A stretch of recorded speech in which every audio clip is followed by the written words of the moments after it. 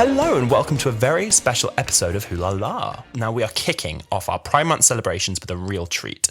Our guests today are the incredible Reece and Carrot, the masterminds and talent behind the Gallifrey Cabaret, which has been putting on fantastic, to quote the Ninth Doctor, performances nationwide. For those who don't already know, the Gallifrey Cabaret is an extraordinary night of queer cosmic drag and cabaret, all inspired by Doctor Who.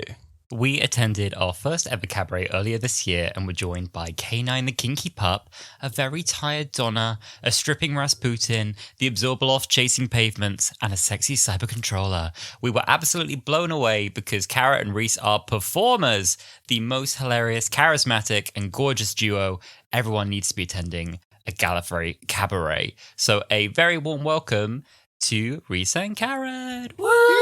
Hello. Hello. Hola. Hola. Oh, how are you both doing? Oh, yes, I'm well. Are you well? I'm doing great. Yes, I'm very well, thank you. I've got a glass of wine. It's, a lovely evening. It's 1 o'clock in the afternoon. There you go. Oh, thank you both for joining on a very special episode of Wholala. We're very happy to have you. Thank you for having us. This was the booking for us. We were genuinely so gagged. We were honestly psyching up for the longest time. Are we ready to approach them? You need to lower your expectation. We're have we made the connections yet to do this? Increase your standards. We will for season 3. Okay, funny fact. Reece, my first time I saw you perform was not, in fact, Gallifrey Cabaret.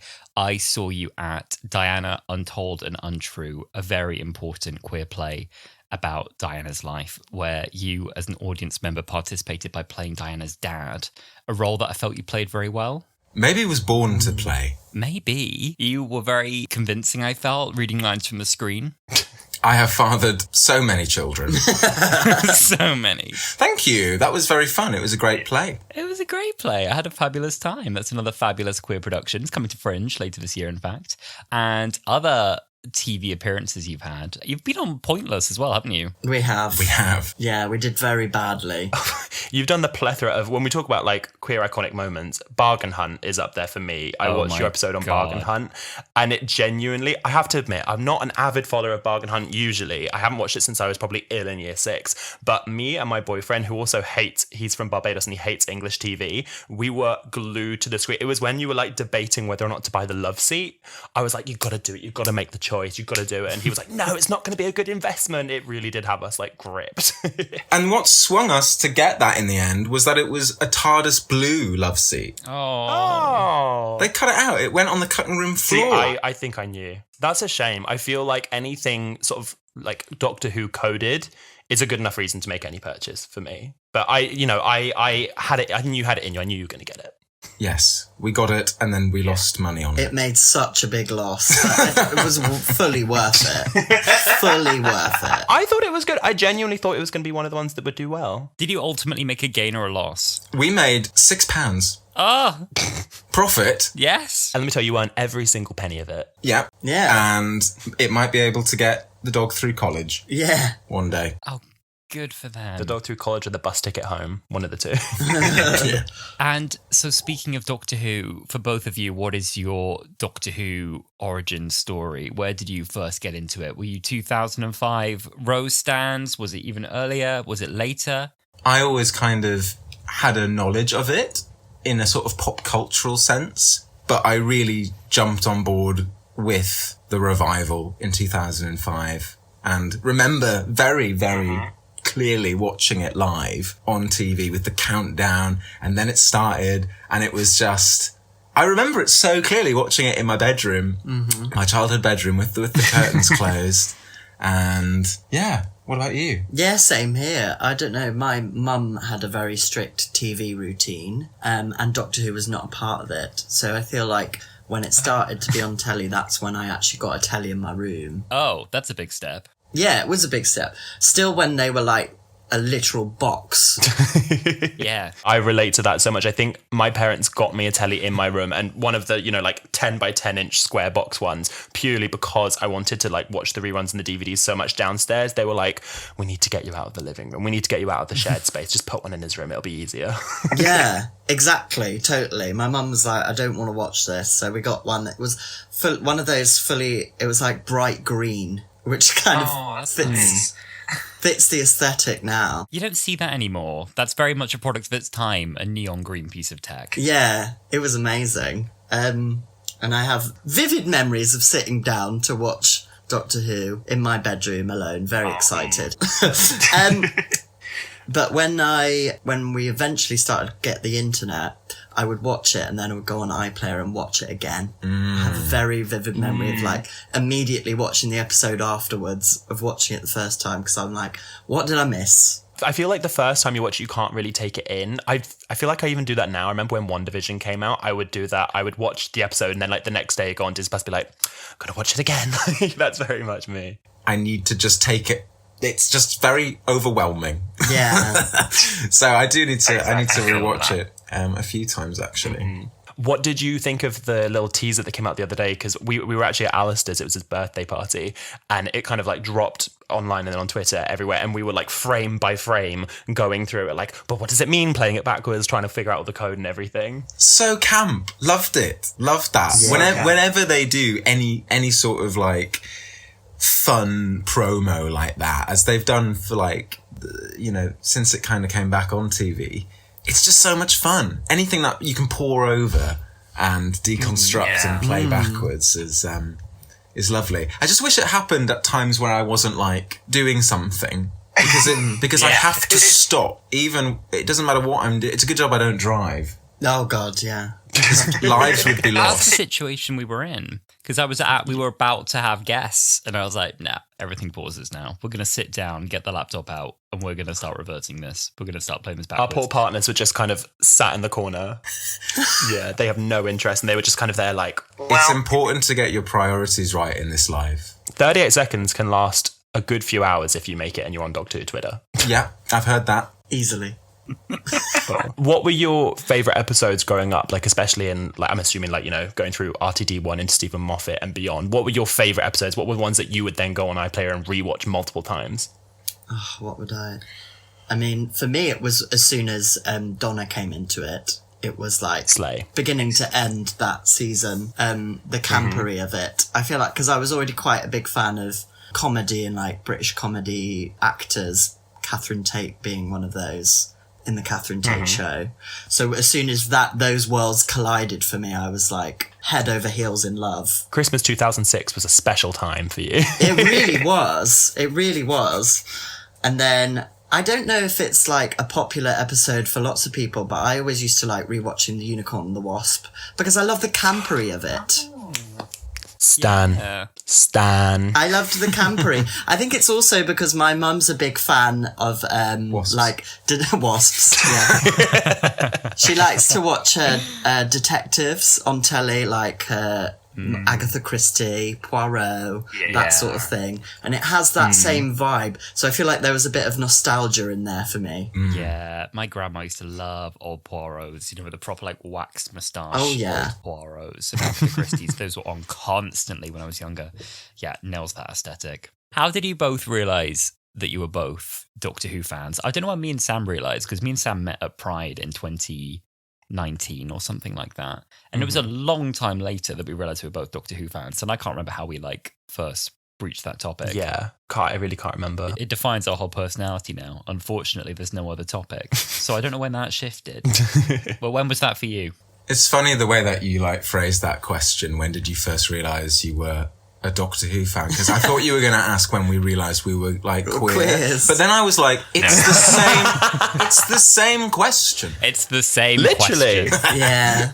And the answer to both is David Tennant. There you go. Well, because we met at university. Yeah. And we have another sort of, in our sort of little triumvirate, a friend called Becky as well. And a mutual friend. Yeah. And we're like this little trio. And I think we bonded very soon. We did. After that. To be honest, like most conversations I have in day-to-day life will segue into Doctor Who very quickly. It's true. Same.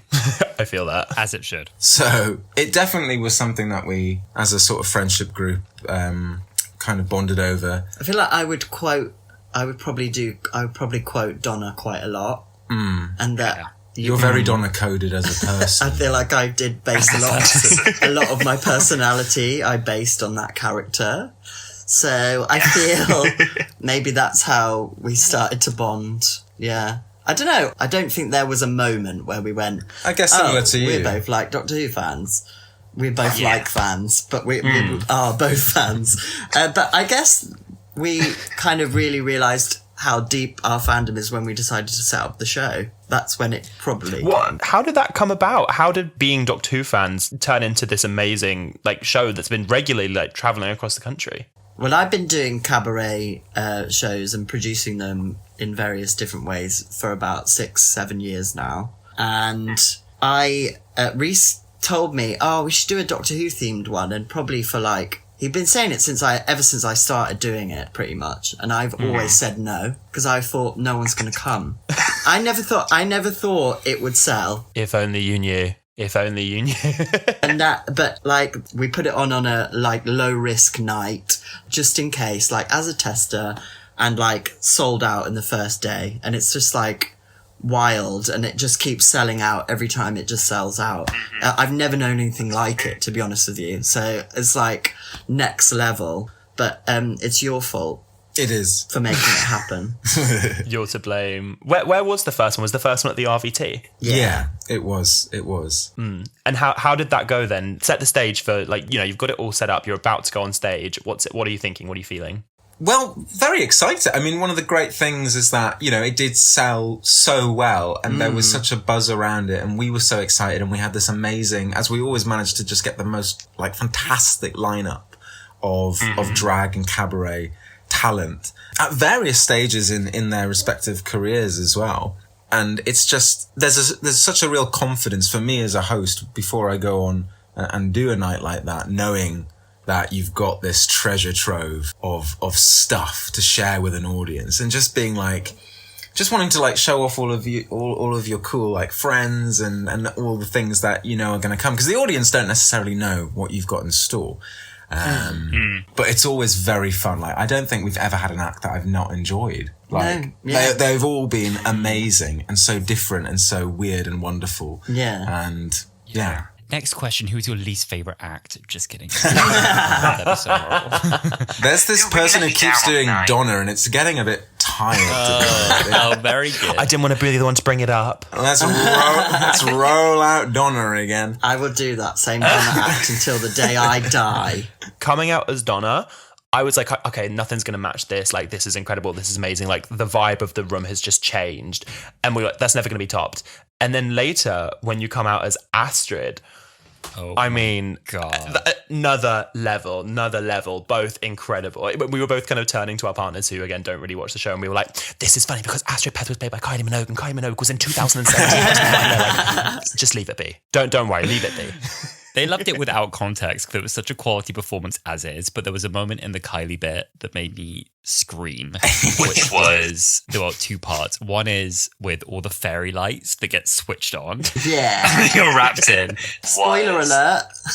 Oh, are these spoilers? Okay, I won't say what the other one is. No, you can spoil away. Spoil away. We'll tease. We want to bring audiences in, but then they're going to have to be surprised when they go. Exactly. Okay, there's a tool used to stand in for the forklift that I thought was incredibly creative. Oh, to be honest, that's a spoiler even for me, because I never know what bloody thing I'm going to use to come on stage on. I just ask people. Oh, is it different every time? It is. I mean, wherever we've gone, I just ask people what they have. Has anyone got anything on wheels? I mean, we're going to Cardiff in a few days, and I know for a fact, without even asking you, that you have not organised what you're using as a forklift truck for Astrid Peth yet. No, I don't know. God knows what you're going to roll in on. Please find some Heelys. Please. I also love out of context, well, God knows what you're going to roll in on. It was so amazing. Like Alistair said, even people who go that aren't Doctor Who fans are really in the know just found it.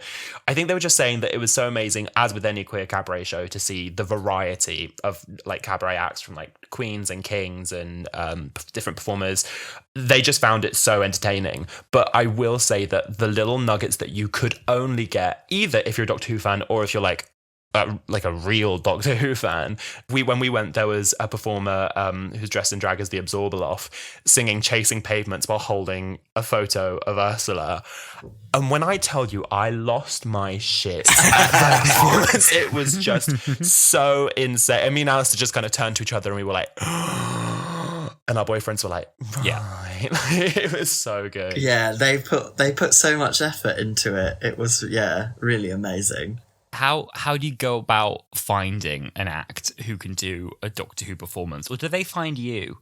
A little bit of both, to be honest. We've done a fair few call-outs because we want to just make sure that we're constantly like widening the net of who we can get involved. We don't want it to be like a little mates club, as it were, which a lot of these nights can sometimes run the risk of. And at the same time, we do work with a lot of our friends who we know who love the show, and who've expressed interest in it before, or people who've come and seen the show. And then, like, we've got some acts coming up in future installments who've maybe not even ever really done drag before, but they've been to stuff. They've been to a Gallifrey Cabaret, especially, and they've been like, I want to do something. I've got an idea for an act. Let's give it a go. Let's get them on the stage and see what happens. Inspiring the masses. I was going to say, like, suddenly I'm like, wait, could I step up? No, but I'm like, You've already both been on the stage with us.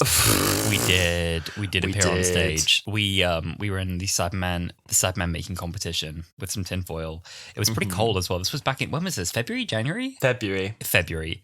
Outside the RVT, just frantically wrapping Sam in tinfoil, making tinfoil penises, and we didn't win. Well, we did realise we made a bit of a misstep because in our little trio, for anyone listening who wasn't at Gallifrey Cabaret that night, in the intermission of the two acts, we were called on stage, or I say we were called on stage. Volunteers were brought onto the stage, and I sort of dragged Alasdair kicking and screaming, and I was like, "We're getting involved," and we were given the role of tinfoil in a dream and told to make yourself into a Cyberman.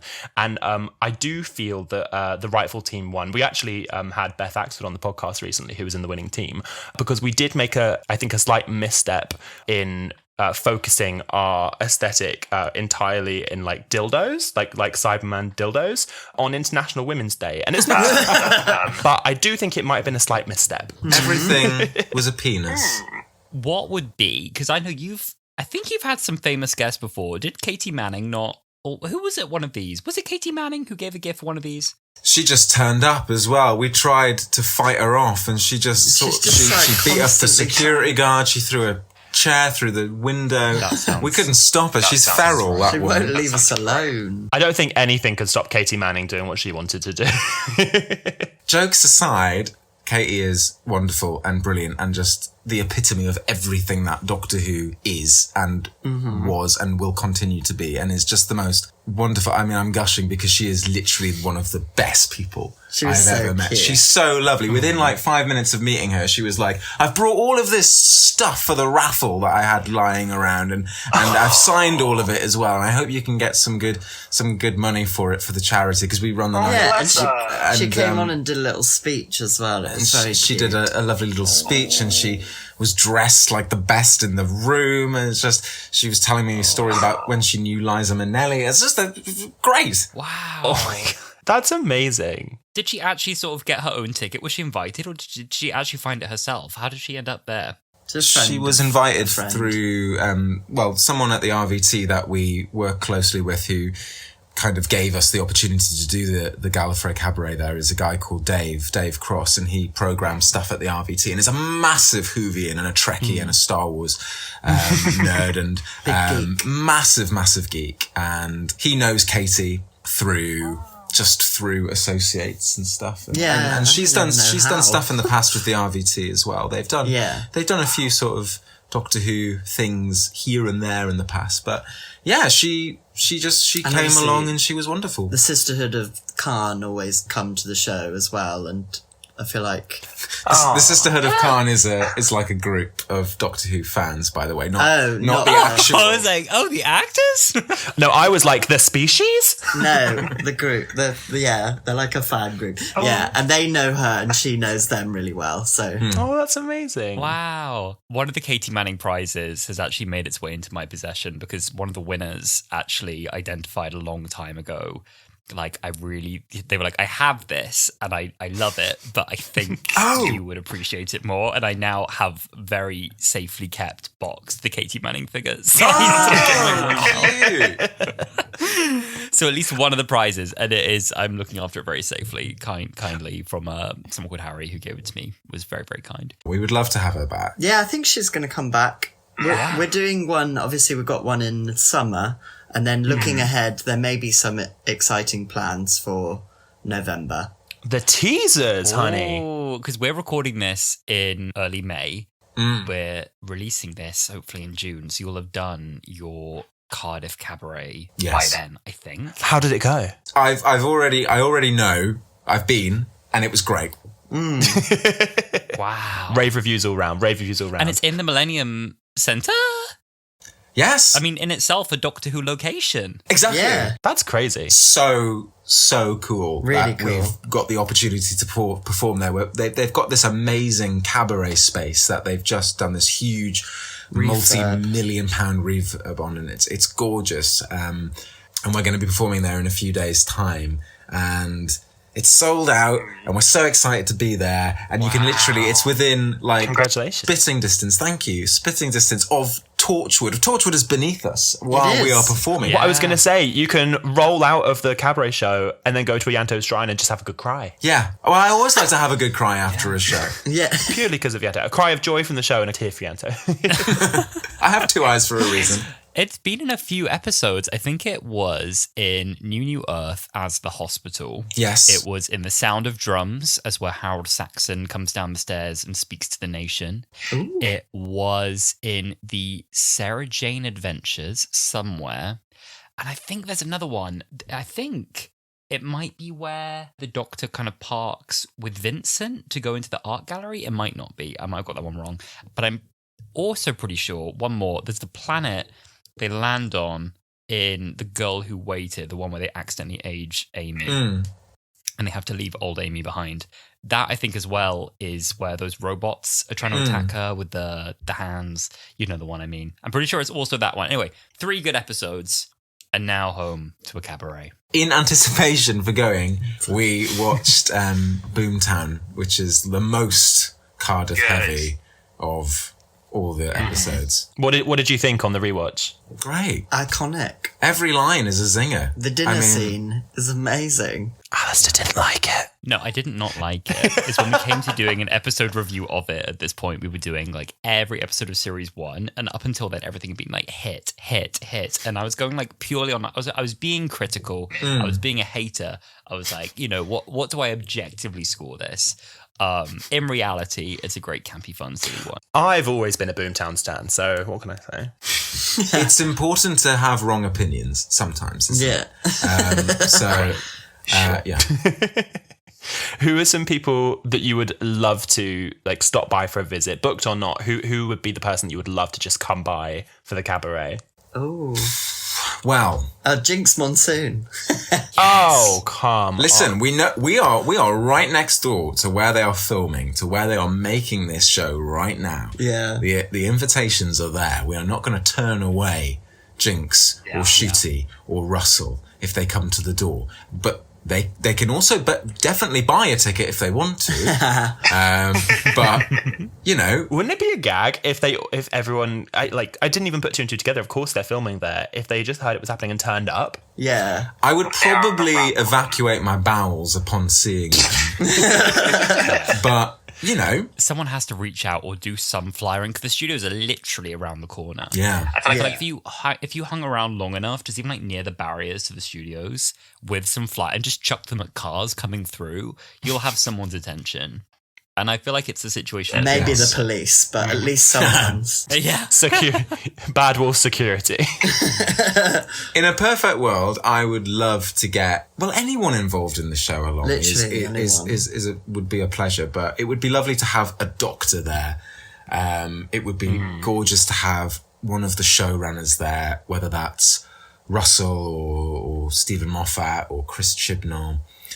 Just because I just think it would just be so cool. And also just to meet these people and for them to see in the room the love that fans have for this thing. Yeah. And especially queer fans as well, and how important it is. And there is not really an atmosphere like it that I've come across in stuff when you've just got everyone under one roof just being like, we fucking love this thing. And having a party and just like, it's nice to see fans getting along. The atmosphere. We've all been on Doctor Who Twitter. Yeah, but the atmosphere there, honestly, is so pure and so lovely that everyone is there in that like shared love of something. And when you kind of had like a slideshow up as well, kind of while everyone's getting their drinks at the start before the show begins, and you've got these like very niche characters and clips kind of coming up, and even that in itself like delighted me that like we're hearing this shared love of this ridiculous thing. Having a drink, like watching some really silly performances. It's the best thing. And yeah, it's funny because I feel like as well, if Russell could be there in the room and like just like see the atmosphere, I can really imagine him like howling with laughter and enjoying that if he was aware of it. I really, really think he'd be so proud of like what it's become in our community as well. I think is he'd love it. I need him there. I like ran up to Reece at the end and I was like, it's like me and Alasdair like designed a night out. It's amazing. It is so nice to have helped get this into existence, you know? Yeah. But it is such a communal thing. Like all the acts that we have helped build it. There are so many people who help getting on it on its feet, and obviously everyone who's there as well helps make it such a fun night. So yeah, we love doing it. Yeah. And feel very lucky that we've kind of carved a niche out for ourselves until we inevitably get shut down by some lawyers somewhere. It can never happen. It's such, like you were saying, it's such a great night. It's just fun and wholesome and funny. Who have been some of your favourite acts that you've had on previous cabarets? Who comes to mind? I like both. We've had two Dalek burlesque acts. I've seen photos of one of the one with the pink helmet. Yeah. And they both stick in my mind as being very iconic. I also loved in our first show, we had a weeping angel with like the strobe lights. And they were moving and that was hilarious. But also kind of scary and fun. Yes. And it was also a strip act, as well. Which was fun. Weeping boobies. Yeah, weeping boobies. And then... Don't blink and you're dead. It was very that. And also Bailey J. Mills. Bailey everyone must have seen their iconic performance and also TikToks of them with the like shaking titties, like don't blink. It's so funny. So stupid. So stupid. Well, that's what we were saying as well when we were there. We were like, we sort of look at each other every second and we'd be like, this is dumb. Like this is really, really silly. But like in the best way. Like I can't think of another, I mean like so many like shows and movies have incredible fandoms that are like a collection of talented, amazing, incredible people. But there's just something about the Docu Who crowd that is so daft, and we're all aware that it's daft, but that kind of makes it even better. And in the setting of a cabaret show, it just works so well. Like it's the perfect blend of two worlds. That's why we were like, couldn't believe that no one had really done it before. Like there's been a few things here and there. Like there was like a Doctor Who'sical a few years ago that kind of played for a few nights. I think it was even at the RVT, and like Tia Coffey, for example, who went on to do Drag Race, was part of that group. And then there's a Doctor Who improv show I know that goes up to the Fringe pretty much every year, but it's certainly not as like, there's not been like what we do, I think, which is like a dedicated drag and cabaret variety show that platforms stuff inspired by the whole 60 years of Doctor Who, with a particular emphasis on 2005 to 2010. Just because, you know, that's when a lot of our acts were kind of kids/teenagers and watching it, and it's become very memeable in its own right, hasn't it? Like every other screen grab from that time. Well, I feel like I was talking to Georgia Cook, who we had on the podcast recently, and I was saying I feel like we have classic Who, there's new Who, and then there's like new Who. So like we all kind of grew up really from like 2005 onwards, and even like watching the new era, it feels like we're now going into like a whole new era of the show. And I think like memeable is the exact right word. Like there's so many, like Queen Jackie Tyler kind of is an entity of her own online. I'm just so happy. I hope that Camille, the actor that played her, knows just how iconic she is and how she has like a chokehold on the queer community. I hope she knows. I think she knows. Yeah, for sure. We had a drag queen called Her, who was an amazing performer, and she was in our very first Gallifrey Cabaret and did a whole act around Jackie Tyler, and it was absolutely amazing. And we've been wanting to book her again. We just want to make sure that we get lots of new stuff as well. But we're definitely going to return to some of the old favourites. I've seen so many people going to like meet and greets with her in like the dressing gown that she has in Rose. Like I just think that's so iconic. Yes, amazing. Yes, because like the 2005 era now is in itself becoming vintage now, in that it's been a good like don't say that. I know it's horrible, but it's like, I mean, what's the equivalent when 2005 came on? When was 20 years prior to that? What was that, 1985? Oh, stop it. Like that's how far we nearly are from where that was. It's just shocking. It's shocking. We're so old. Yeah, but it is crazy how well it's aged. Like obviously the most like I'd say annoying thing about it when I'm trying to introduce series 1 to new viewers is just like the camera quality, where they're like, this looks like it's old, but like story wise, I genuinely think it holds up. And you know, I have like love for all the episodes, but we watched all of series 1 of Doctor Who for Wholala, and then we jumped, and the next episode we did was the Day of the Doctor. And maybe that's a bad example, but we were just talking about it and we were like, the story here just, the A, doesn't really make sense, but B, like it doesn't hold a candle to like series 1. Like it was just like banger after banger after banger. Well, when you asked earlier, like what is your like favourite episode, like I mean, I love stuff from the whole thing that is Doctor Who, especially the new eras that we've had. But series 1 will always be like my first true love, and I think it is just a perfect story. Like the first 13 episodes of that of Revival Who is just so perfectly done, and obviously it's so sad that we didn't get Chris for more than one series, but at the same time it's kind of really cool that we did just get him for that one. It's just a perfect, like, what a great run he had. I walked into the Doctor Who room and said, I want to make history. And that's what this is. And he did. And he left them wanting more. That is kind of the thing, isn't it? It is kind of iconic because he left us desperate for more and just refuses to ever turn up again on TV. And that's kind of iconic. But he was wonderful. He's so, like I said to Sam, like, but way back when we were watching it, there's something so weirdly comforting about watching Christopher Eccleston now for me. Like, I'm like, oh yeah, there's that uncle who doesn't visit anymore. Like, I miss him. But I think some people forget sometimes just how tied to one's childhood and sort of adolescence, stuff like that, especially like Doctor Who can be. So like, you know, in the fullness of time, people will look back on, you know, Matt Smith, Peter Capaldi, Jodie's run with the same affection because it is such an integral part of their growing up. And also I feel like in the fullness of time looking back, the episodes age very well. They do. Like, I mean, I've been getting into some like 12th Doctor stuff that I hadn't really watched as much. And those series, like what is that, series 8 and 9? I think 8, 9, 10. Yeah, it really holds up. Like, and I'm again with like episodes from the Chibnall era as well. Like I go back and I'm like, oh, okay, yeah.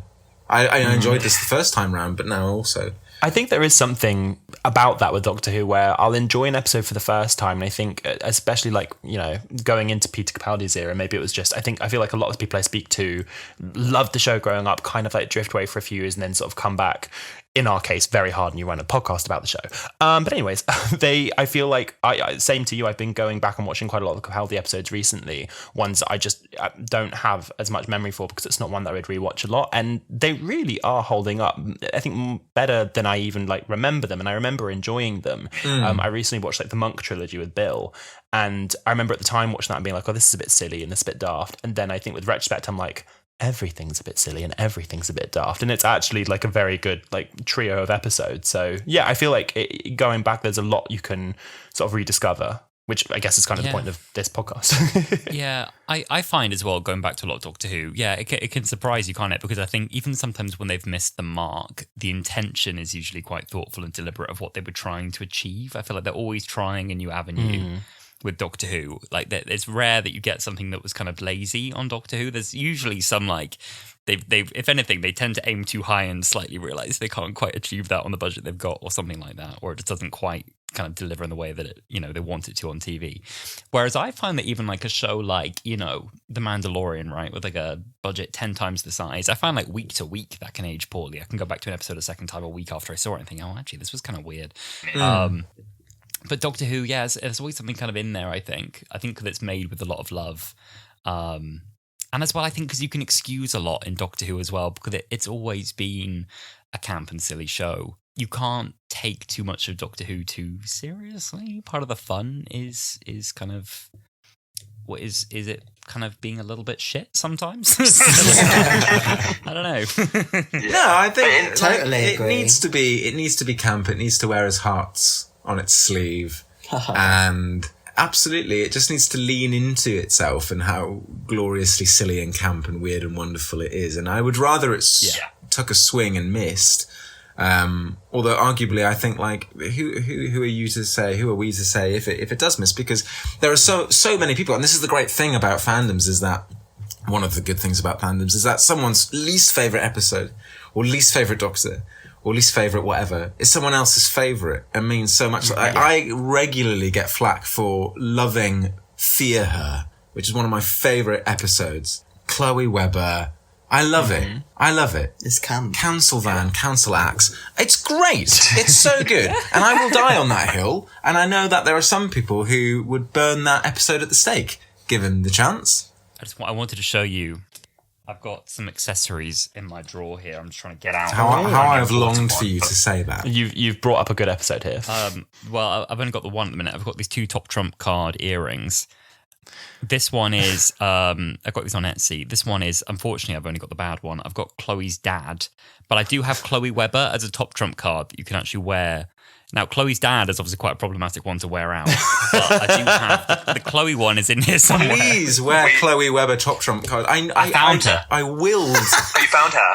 I willed it to be this. Here we go. I have this gorgeous photo of Alasdair. We did a little photo shoot for Wholala when we were setting up for series 2, and there's this amazing photo of him almost like a stamp turned to his profile with the Chloe Webber earring just hanging there. I need to try and find it. It's so iconic. We will tweet it or something, but it is just the best. It's my favourite picture. Fuck King Charles.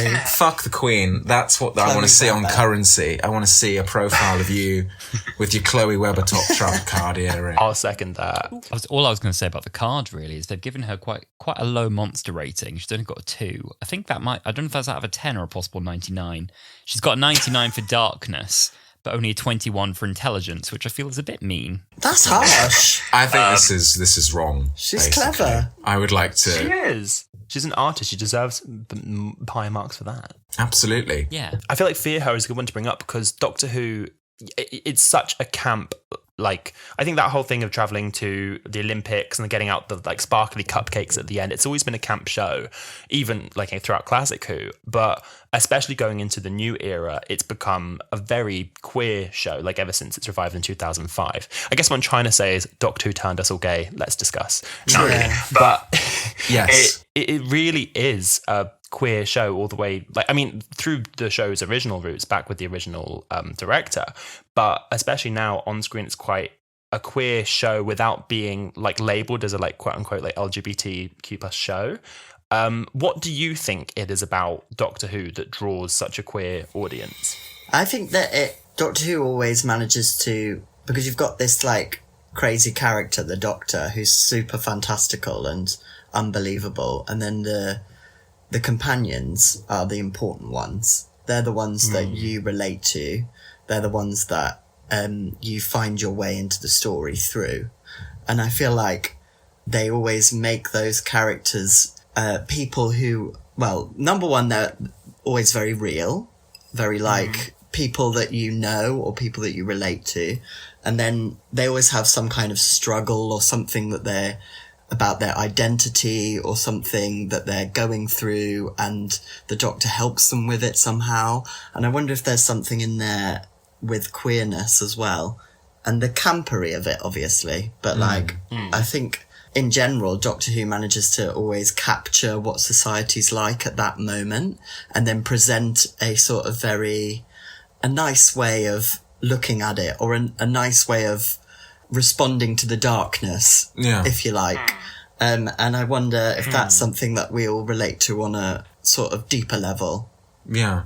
One of the main themes of the show, I guess, is the idea of being able to sort of escape, but not in like necessarily in a bad way, just being in like I have this box that can take me anywhere, anytime, and the possibilities that come with that. And I wanted to say something about like chosen family as well, which I think is such an important thing for queer people and for Doctor Who. You know, the Doctor always has their fam, always has their TARDIS team, and it's something that we can relate to as queer folk as well, you know, regardless of what your relationship is with your actual family, because obviously it's different from person to person. But we always, I think, especially in the LGBTQ plus community, find and draw our friends and associates in very, very close. And I think that's something that's definitely reflected in Doctor Who as a theme, and the idea of friends helping friends and yeah.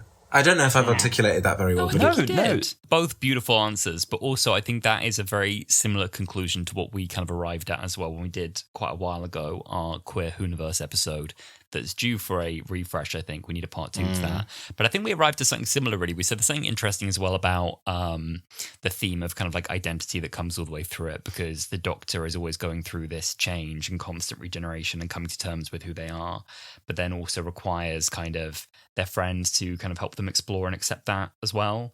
And also kind of, I guess, the Doctor as an outsider, as someone who is essentially a homeless character as well, who is kind of constantly moving and needs the companions to kind of where am I going with this point? I'm not sure, but there's something in there.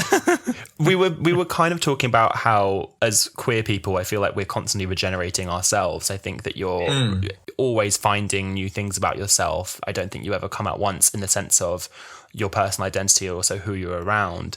And I think that the Doctor as a character, it's really interesting, Carrot, what you were saying about the companions and looking at the lens of the companions, because I think that's what I love so much about the show and its relation to queer audiences, is that you can see that through the companions as well. And I'd not really thought about it from that angle. When me and Alice were talking about it recently, we were saying about how the Doctor's constantly chasing themselves, and they have, as you were saying, reached their chosen family around them. And as much as the Doctor is there to help the companions, I think the companion is there to help the Doctor. And especially in a post-Time War show, the Doctor doesn't really know who they are, and with each regeneration they're rediscovering themselves, and I think that they need their chosen family as much as the companion does. And I think that there's a lot that people in the queer community can relate to when watching that show, as well as it just being like a real camp romp. Of course. That's why I really enjoyed what we had with Yaz and Jodie's Doctor, was seeing those two characters who are both a bit sort of lost and confused when we meet them, helping one another in quite a subtle way to begin with. And then it sort of comes to this lovely sort of little conclusion. And no, I do wish, in a perfect world, I wish we had more of that story. I wish we got to see what happens next with them. Or at least a kiss. Yes, of course. Anyway, but it was lovely to see. It was lovely to see them sort of figuring it out, you know, in relation, by which I mean explicitly in terms of like their queerness and their feelings towards one another and their sort of place in the world. It's it kind of related to that, but it's related sort of generally to what we've been chatting about. There's this one of my favourite lines from Doctor Who. It's from a relatively recent episode, and it's when the fugitive Doctor, Joe Martin's Doctor, says when Jodie's in the Matrix and is like, when have you ever been limited by who you were before? And I just think that's just so encapsulating of what the show is and what it should be and what it will be. And I think it really speaks to queer people, especially, that idea of being able to regenerate and honouring your past, should you choose to, or the bits of it that are good and have informed you. But being able to sort of strike out in a new direction. I'm glad you brought up the Doctor and Yaz. I feel like when me and Arthur did our Queer Universe episode, we didn't delve into that as much as we should have. And then Alistair recently did an episode with his sister, who's queer, and she was saying about how there's so much in the sapphic relationships in Doctor Who as a whole to talk about. Like, that's a whole episode in itself. But really looking at the Doctor and Yaz, I think that, again, like you were saying, I wish there was a kiss. I think they could have done more, but the scene that really sticks out to me is the scene in, I believe is it Eve of the Daleks, the most recent Dalek New Year special, where Yaz is talking to Dan, and by this point they've known each other like for years, as we've saw through Flux. And you really see Yaz not as an alien, not as someone from another, but like really just like as a person, and she is discovering this thing about herself that she didn't know, and that scares her and it confuses her, and she's not really sure what to do with it. And I just think that is such a relatable scene and a really important one to include in a show where we have seen queer characters before, and you have characters like River Song or even the Doctor who are just so sure of themselves, or Bill. And I think it was very important to show audiences who may be going through similar things, like, no, like, this is okay. Like, you don't know everything, and that's fine, and you'll figure it out. For sure. Like, uncertainty is fine. Like, we can't all be Captain Jack, who's like, yes, this is what I am, and this is what I like to fuck, and it's everything. We were talking about, we rewatched the Empty Child episodes, and we were trying to debate who's more homophobic, Nancy from the 1940s or Rose from 2005. And there's a scene where Rose realises that Jack is queer, and the Doctor's like, oh, they just goes and dances with everyone. And she's like, what do you mean, everyone? And she just can't get her head around it. Just means he's a bit more flexible than you. How flexible? Exactly. I forgot about that. Famously anti-LGBT Rose Tyler. No, Rose is not. She is the original bisexual Rose Tyler. Exactly. I've heard so many people say that as well, that their bi-awakening was seeing like the promo shoot of David Tennant and Billie Piper for Series 2 like this. Yeah. Absolutely. Nothing more erotic than a back-to-back pose. Oh, well, I mean, I am very, very excited to come to your next London-based Gallifrey Cabaret. Can you tease anything as to what we might have in store for future events? No. Wow. I can tease a bit. You can tease a bit and I can tease a bit. Yeah. Do you want to tease first? No, I need to think of a way to tease it. It was very on the spot. No is a fine answer. We have got some returning acts for sure. We've also got some amazing new acts. Definitely some special guests. Yeah. Maybe. But that's kind of part of the fun. We wouldn't want to spoil too much. Well, this was part of the joy for us. Like, we knew when we were going to our first Gallifrey Cabaret, we kind of knew what it was as a show, but we were not sure what we were going to see when we came through the door. And I think that was part of the joy of just like walking in and being like, in the best way, like hit with this surprise of what's going on. Exactly. Yeah. It was just so good. So fun. The surprise is half the fun. Exactly. The reveal is so much of the fun. Cards on the table, even we as producers and hosts we don't really know what anyone's going to do. Because we don't see the acts until they actually happen on the stage. Like, I know it's going to be an absorbal off and I know they're going to do some singing, but I don't know exactly what they're going to necessarily look like or what, what they'll say, how they're going to do it. So, and that's part of the delight, is that it's live entertainment. Yeah. It's show business, baby. Anything can happen. This has got me thinking so hard about what my Doctor Who drag act would be. I'll come back to you. Will be. It could be coming. Well, I've heard that before. If I had a nickel. We've also got plans for, because we're doing a big birthday show in November. Yeah.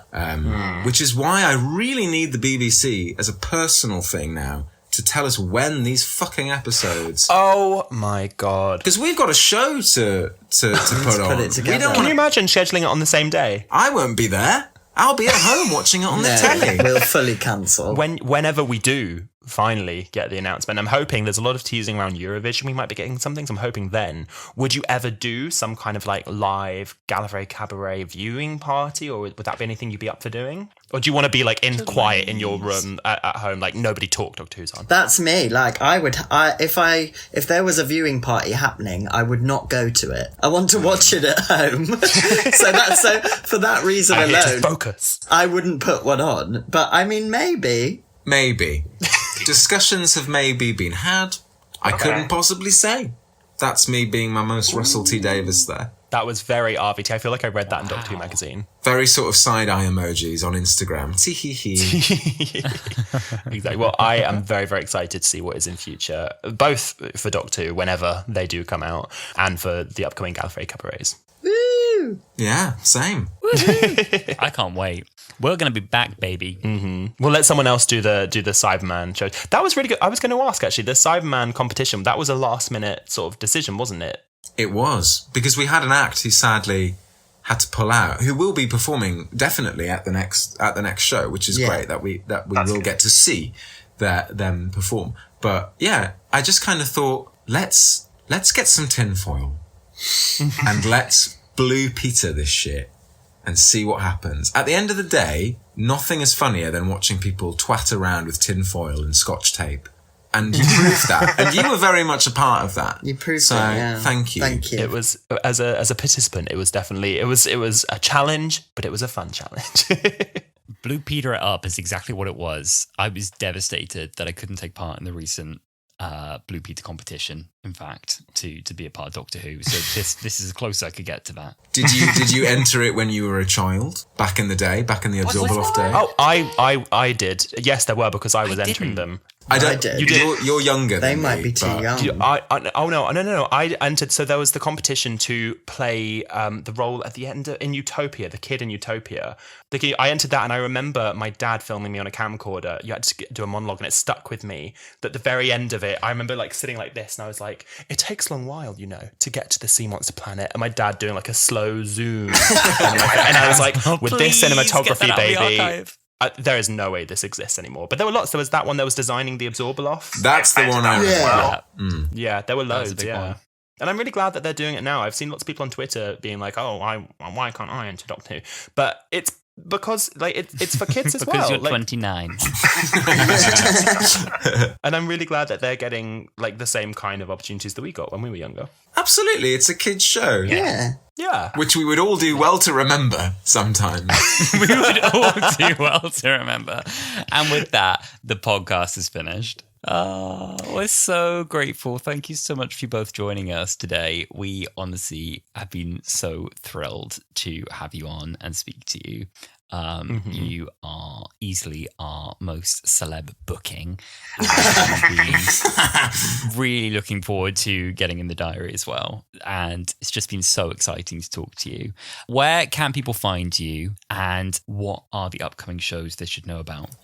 What are your socials, babe? Yeah, you can find me on everything at Carrot Drag on all the social medias, all the popular ones.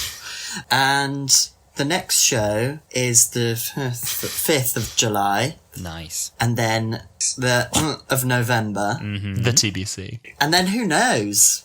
Who Stay knows? tuned. Who does knows? Exactly. And what about you, Reece? I am Reece Connolly on Instagram and Twitter, I think. Or it's the other way around. It's Connolly Reece. Anyway, I'm there. I'm dressed as the Doctor in my profile picture.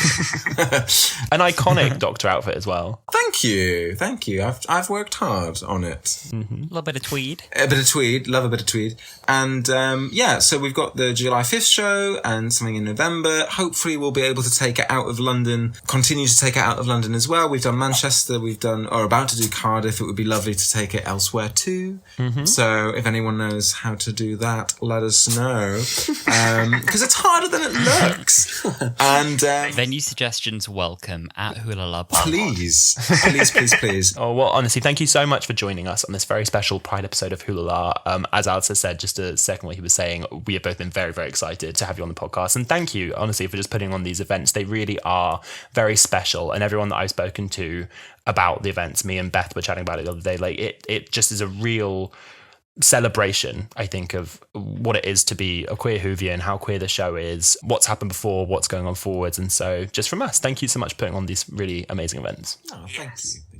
Thank you for having us. Thank you for coming on. Oh, you're so welcome. Thank you for giving up your evening. And thank you, dear listener, for listening to this very special episode of Wholala. And please keep the conversation going. You can always find us on Twitter, Instagram, and TikTok, all of which at Wholala Pod. And you can also listen to old episodes of the podcast on YouTube, also at Wholala Pod. And please give us a 5-star review, even if you didn't enjoy it.